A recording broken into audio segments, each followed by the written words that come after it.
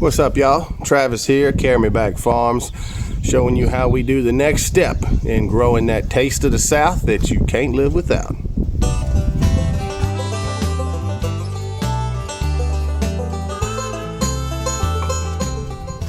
Today is all about plastic laying. Now, what is plastic laying? Some of you that live out in the rural areas may have been by some fields before that actually have rows of plastic out in the field, whether they be black or white. They'll have different rows of plastic, and all that is a mechanical form of weed control and a efficient form of irrigation. So it's a pretty simple process. You till the ground, you put down any soil amendments, fertilizer, calcium, whatever. You put down the soil amendments, and then this tool right here will lay the plastic for you. What it does is it makes a bed, a nice firm planting bed. Then right after it does that, it lays this plastic roll right here. Then up underneath that roll, it installs drip tape. So what is drip tape? Drip tape is effectively just a controlled irrigation leak. It is got different spacing and different flow rates, but it pretty much just a long, thin plastic tube that has slits in it that water will dribble out of. They are typically regulated to anywhere between 8 and 15 psi so that the whole hose doesn't blow apart. And because it's underneath plastic, pretty much all the water that goes there is going to be taken up by the plant and only the plant, and you can a lot more effectively control how much water the plants get during their growing cycle. It's because of the plastic, it's a little less susceptible to drowning, and because of the plastic, it's also a little less susceptible to drought because the plastic will hold moisture in that normal bare ground typically wouldn't. So we're going to lay plastic for all of our vegetables that we raise except for pumpkins and sweet corn. You can lay plastic for pumpkins and sweet corn. We just choose not to go that route. For the pumpkins, we typically like to let the good Lord do as much irrigation as possible. Pumpkins can be they can be kind of finicky with overhead irrigation, and it could also cost me a small fortune to irrigate the entire crop without letting any outside moisture come in. And then sweet corn is a right tough plant, and it can handle drought a lot better than others. So we will overhead irrigate our sweet corn if it comes to that, but generally we try not to expect to irrigate sweet corn unless we absolutely have to. So let's get out in the field and we'll show y'all how this is done. Y'all hang on.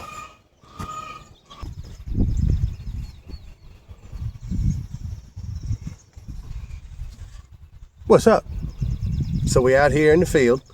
We're right next to the road, so I'm gonna apologize ahead in case a car comes by. But we're gonna lay from the road down to the woods. So we're gonna show you how we set the row up to start laying. So the first thing we do, we grab this drip tape right here. As you can see, this particular variety's got 2 blue lines, and the lines need to be facing up. Now, at the beginning and the end of every row, we need to make sure we got plenty of drip tape to use, because once you lay the plastic and the drip, you can't really add more drip all that easily. So we gotta pull it out, and then because I'm a one-man show today, we're gonna use this screwdriver right here. We're gonna stab a hole in the drip, then run this in the ground, and this will hold the drip tape in place while we pull it out with the plastic layer. So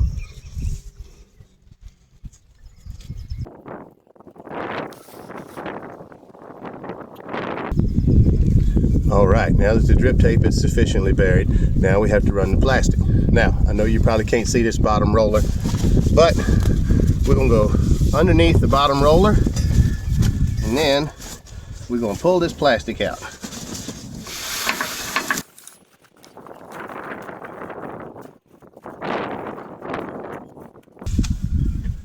And we're gonna put just enough dirt on the plastic to hold it in place while we let the machine down.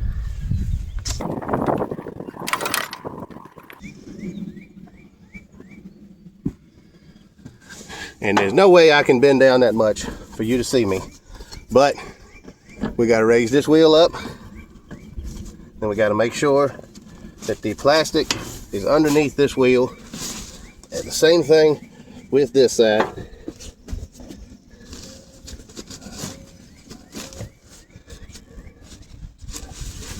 These wheels are very important. They are the closing wheels, I'm going to call them. Hopefully this video will be able to show you pretty well what they do. Now we're going to get our shovel, cover the rest of this up with dirt, and see if we can't lay some plastic.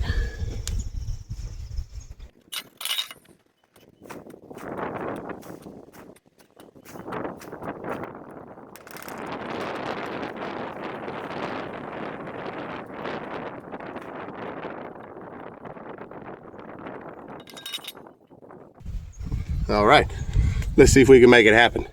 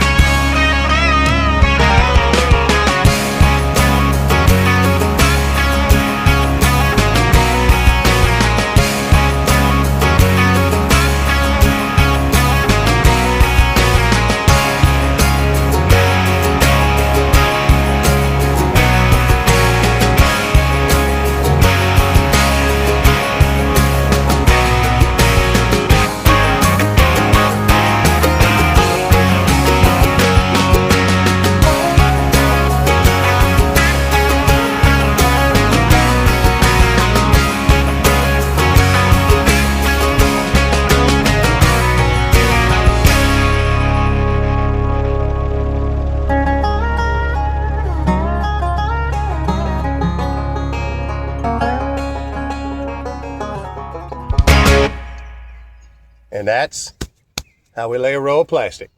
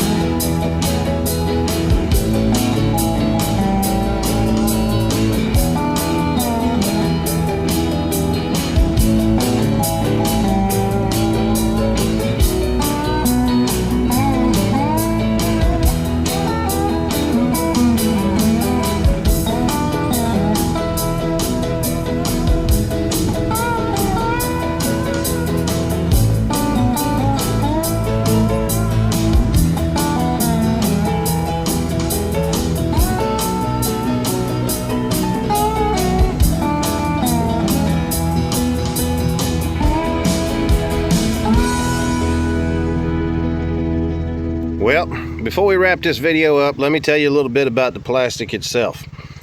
We have two kinds of plastic out here in this field. This video that I'm taking right now was made about a month after we laid the plastic itself. So what you're seeing is a month's worth of growth, and I do have to get out there and take care of some weeds. The white plastic on either side is 1.25 mil thick. It is white embossed on black, which means that it's black on the bottom, white on the top. The bottom being black will discourage seedling growth and germination because it doesn't let sunlight through, and the white on the top will reflect the sunlight during the summertime and stop the soil temperatures from rising up to around 120, 130 degrees like it would if the plastic was solid black. Now this black plastic in the center, tried something new this year. That is biodegradable plastic. It is 0.6 mil thick. It is exceptionally thin, almost see-through. It's made out of cornstarch, and they tell me that at the end of the season, all I have to do is pull the drip tape up, run a disc across it, and with the good Lord's rain, it'll be gone by the springtime. Well, that's fine and dandy, but there's two problems with this stuff that might stop me from using it in the future. The first problem, if you look at that row right there in the middle of them 5 rows, you'll see that there's a great big hole in it, and there's holes all across this black plastic right now. We have some deer that come through here on occasion, and they'll step on the plastic because they don't know no better, and they'll poke holes in it. And this white plastic out here is thick enough to where that doesn't cause any problems really, unless they step on the drip or they step on a plant. Well, this black plastic right here, is they poke a few holes in it, and then the wind starts getting under it, and it's so doggone thin that the wind will blow it and rip it, and then you end up with a bunch of sections wide open like that. Not to mention that it being so thin, it's real hard to lay. It took me forever to get the plastic layer set up to lay this black plastic without ripping it. But the other problem has nothing to do with the wind and everything to do with just how thin it is. So come with me, we're gonna take a look.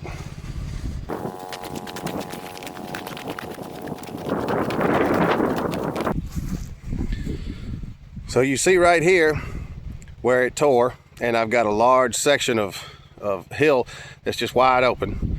Eventually I'm gonna have to do something with that. We have not planted this row yet, but when we do, I'm gonna have to do something about that.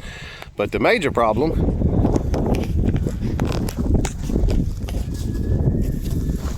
look at how the weeds would just poke a hole right through the plastic.